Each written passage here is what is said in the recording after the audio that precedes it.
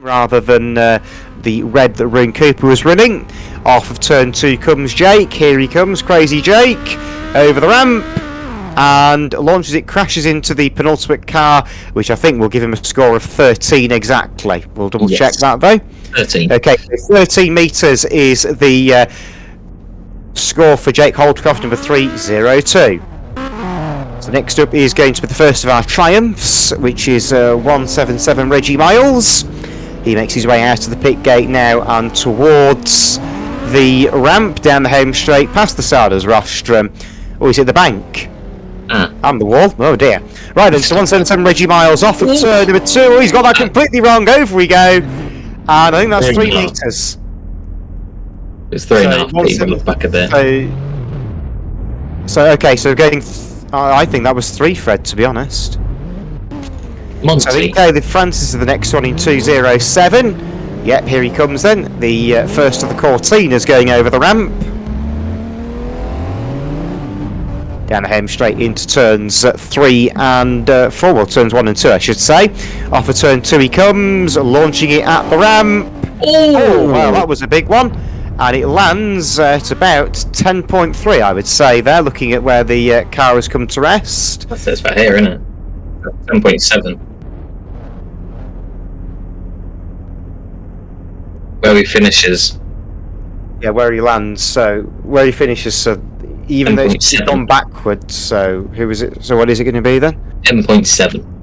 Okay, so 10.7 metres is the score for 207k, the Francis in the Cortina. Next up is going to be the first Ford Focus of the day. Number 600, Lewis Matthews, has already had 2 big crashes today in the bangers. In fact, 3 big crashes today in the bangers, including 2 rollovers and a launch on top of the fence.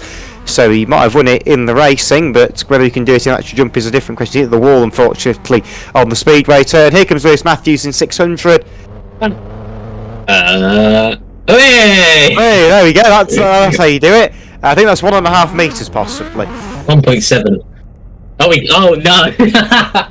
What did you say that was, Fred? 1.7. Oh, I've attached someone. Okay, 1.7 metres for 600 Lewis Matthews, who may very well win the shortest jump of the day. I think it will make Reggie Miles not feel quite as bad about his jump, because the fact that at least Reggie made it look good. Okay, next one at the gate. Who have we got now? 103 Kane Johnson is next. Another one that's already had a rollover today. The bangers rolled up on the back straight, and here he comes down onto the first and second bends, locks the brakes up at the start and finishing line. Here he comes off a turn 2, winds the car up. Oh, nicely done, and that is going to be 14 metres for 103 Kane Johnson. Okay, next up is 862 Reece Check, the winner of the Constellation race earlier on. He'll be quite good at this. So, down the home straight comes the Triumph, into turns 1 and 2, chucks it sideways on the speedway turn, coming off a turn 2, fires it up, and here he comes. Oh dear! And it's another full jump, 15 metres for 862 Reece Checkley. Okay, next up is 271 Mackenzie Carter, who makes his way out of the gate as we speak. And now coming on. Now Mackenzie Carter, I think, may have got some sort of accelerator problem. That car not as quick as it normally would be, but we'll see what Mackenzie can do with what looks to be a slightly underpowered car. Off of turn number 2 he comes into the ramp and launches it, and that will land at around 10 metres, I think. I said 9. 9 because he fell off and kept going. Right, so 9 metres is where we're deeming that one for 271 Mackenzie Carter. Next up over the pit gate is 423 of Jake Hutton. He will now head round to the ramp. Can we have all people clear of the ramp, please? All people clear of the ramp, thank you very much. So Jake Hutton is now away in the Cortina, into turns 3, 1 and 2 I should say. Off of turn 2 he comes, launching it at the ramp, and Jake Hutton, bang! And that is 10 metres exactly, I would say, for Jake Hutton in 423. Yeah, we'll go. So 251 Dylan Eustace is our final one in the Astra. I think the only Astra that's taken part in this, so there's something that could be a bit different for Dylan. Here he comes, and off a turn 2, power comes on. Here comes the Irishman over the ramp, and that is going to be about 12 metres. We'll get that confirmed. What was that say? 12.2. So 12.2 metres for Dylan Eustace in that one. He will be given his score, and then we will do that in just a second. Please. Right then. So our final car for the ramp is about to come round. It's 749 Cal Fido with the car caravan combination. We've not run a caravan race for quite a while, so there could be another one of those in the near future. So making his way round then, Cal Fido with the Mondale and caravan combination. The caravan has finally held up the M5 enough. Here he comes to the ramp, launches it. Oh dear. And I think that might be 12.5, but we'll check that with our official down there on the centre. Yeah, we'll go with that.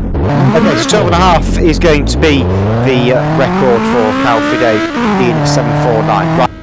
Okay, so Bryn Cooper in 75 is now going to be sent away then for the first of the two tiebreaker jumps. Both of these drivers get an opportunity to try and better the other. Now, the original score will still stand for both of them, but this is just to decide who will be the overall winner. So here comes Bryn Cooper in 75 over the ramp. Ooh. And he will get, what is that? 12.5. Okay, so 12.5 metres is the score for Bryn Cooper in the tiebreaker. Here comes Reese round to take his attempt to the car jump, chucks it sideways.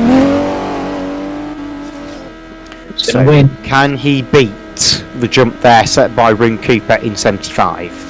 Over the ramp comes Reese for the second time, launches it, done it, and it's another full jump. So 862 Reese Checkley is declared the overall winner of the inaugural TBJ Car Jump Championship. That is as far as you take your sight here at Buxton Raceway and TBJ Promotions for this evening's race meeting. We are of course back here on what will be